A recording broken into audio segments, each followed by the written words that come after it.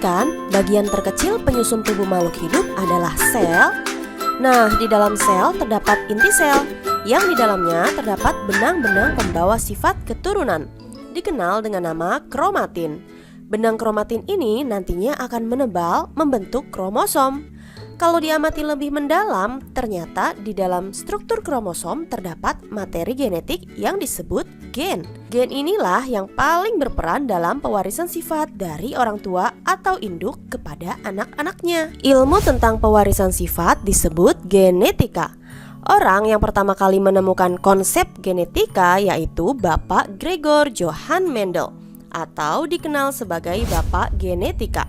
Penyelidikan sifat pewarisan dalam genetika dilakukan oleh Mendel dengan memanfaatkan kacang ercis atau kacang kapri.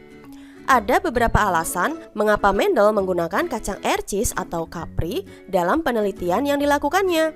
Antara lain, kacang ercis dapat bersifat autogami dan alogami. Adik-adik masih ingat? Artinya, kacang ercis dapat melakukan penyerbukan sendiri dan dapat pula melakukan penyerbukan silang. Kemudian, cepat menghasilkan keturunan. Keturunannya pun banyak dengan varietas yang kontras. Misalnya, ada yang berbatang tinggi, ada yang berbatang pendek. Ada yang letak bunganya di ketiak batang, ada juga di ujung daun. Ada yang bentuk polongnya halus, ada juga yang keriput. Dan masih banyak lagi perbedaan ciri lain yang mencolok. Alasan selanjutnya yaitu umur tanaman kacang ercis cenderung pendek. Jadi tidak membutuhkan waktu lama untuk menunggu berbunga dan berbuah. Nah, itulah alasan Mendel menggunakan kacang ercis sebagai bahan eksperimennya. Sebelum mempelajari lebih mendalam tentang pewarisan sifat, adik-adik harus mengenal dan memahami terlebih dahulu beberapa istilah-istilah dalam ilmu genetika. Di antaranya, parental. Biasanya diberi lambang P besar. Parental artinya induk atau orang tuanya. Filial dilambangkan huruf F. Filial adalah keturunan. Ada dua macam filial yang harus adik-adik pahami. Ada F1 artinya keturunan pertama, maksudnya adalah anak-anaknya. Sedangkan F2 artinya keturunan kedua, sama saja seperti cucunya. Ingat ya, F2 bukan berarti anak kedua, tapi keturunan kedua atau anak dari F1. Jadi biasa kita sebut cucu. Istilah selanjutnya adalah gen. Di awal kita sudah membahas sedikit tentang gen. Gen adalah faktor pembawa sifat keturunan. Dalam istilah genetika terdapat dua macam gen, yaitu gen dominan dan gen resesif. Gen dominan adalah gen yang menutupi atau yang menang. Biasanya dituliskan dengan huruf kapital. Sedangkan gen resesif adalah gen yang ditutup atau kalah.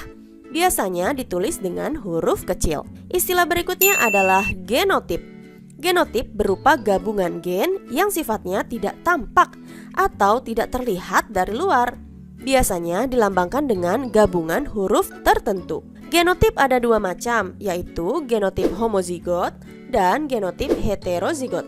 Genotip homozigot dituliskan berupa gabungan huruf yang sama persis. Misalnya A besar, atau A kecil, A kecil. Bisa sama-sama besar atau sama-sama huruf kecil. Untuk yang sama-sama huruf besar disebut juga genotip homozigot dominan. Sedangkan yang sama-sama huruf kecil disebut genotip homozigot resesif. Sedangkan genotip heterozigot dituliskan berupa gabungan huruf yang tidak sama. Ada huruf besar dan ada huruf kecil. Misalnya A besar A kecil, B besar B kecil, C besar C kecil, dan seterusnya. Selanjutnya, lawan dari genotip adalah fenotip. Fenotip adalah sifat-sifat yang tampak atau terlihat. Biasanya dipengaruhi oleh faktor lingkungan. Misalnya warna kulit, jenis rambut, tinggi badan, bentuk hidung, mata, dan lain-lain. Ada lagi istilah alel.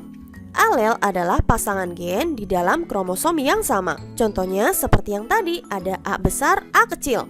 Artinya A besar berpasangan atau sealel dengan A kecil. Istilah selanjutnya ada hibrid dan hibridisasi. Kalau hibrid adalah hasil persilangan antara dua individu yang mempunyai sifat beda, sedangkan hibridisasi adalah mengawinkan dua jenis makhluk hidup yang berbeda varietas dan memiliki sifat-sifat yang unggul. Masih ingat kan video sebelumnya tentang teknologi reproduksi hewan atau tumbuhan? Kalau lupa bisa disimak lagi ya. Istilah terakhir adalah gamet. Gamet adalah sel kelamin, bisa sel kelamin jantan atau sperma, dan sel kelamin betina atau ovum.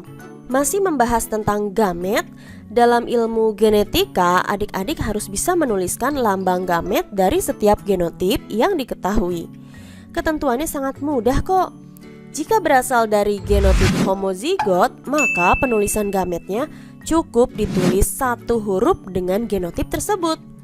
Tapi jika berasal dari genotip yang heterozigot, maka gametnya harus ditulis dari kedua huruf genotipnya. Tapi harus dipisah ya, tidak boleh digabung lagi. Dan itulah hasil video materi tentang pewarnaan sifat.